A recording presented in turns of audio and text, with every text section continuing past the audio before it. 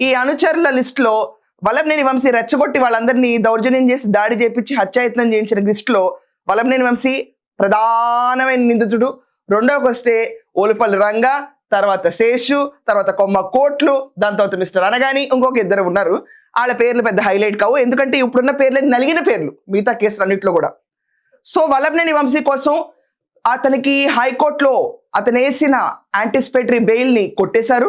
కొట్టేసిన తర్వాత ఇంకొకే ఒక ఆప్షన్ మిగిలింది, పారిపోవడం. దెబ్బకి జెండా లేపేశాడు. ఇదంతా కాకుండా నేను వల్లభనేని వంశీ పారిపోయాడు అని చెప్పి నేను కూడా ఒక రకంగా షాక్ అయ్యానండి. మీ అందరిలాగా షాక్ అయిపోయి నేనేం చేశాను, ఏంటి వల్లభనేని వంశీ మగాడు అని చెప్పి అందరు సంపూ తింటున్నారు కదా రోజు. అన్న తిరిగి వచ్చాడు, అన్న లేచాడు, అన్న కుమ్మాడు, ఇన్ని చెప్పారు కదా. సరే ఫోన్లో అన్న ఏం పిస్తున్నాడు అని చెప్పి నేను కూడా వెళ్ళి చూశానండి. బేసికలీ వీళ్ళ గురించి ఇలాంటి లాంగ్వేజే మాట్లాడతారు. ఎవరన్నా పారిపోయేవాడిని చూస్తే పెద్ద లీడరా చే. ఇంకేమన్నా అంటే ఒకప్పుడు విజయవాడ వంశీ, ఒకప్పుడు గన్నవరం వంశీ, ఒకప్పుడు పరిటాల రవీంద్ర గారి ఫోటో పెట్టి పరిటాల రవీంద్ర ఫోటో పెట్టుకోక వంశీ ఇంకోసారి నువ్వు.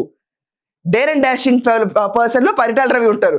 ఆ పిల్లిలాగా తిరిగి పారిపోయి ఫోన్ లాక్ చేసుకుని ఎస్సీని కిడ్నాప్ చేసి వాళ్ళని హింసించి తప్పుడు వాంగ్మూలాలు ఇచ్చుకునే నువ్వెక్కడా? పరిటాల రవి గారు ఎక్కడ?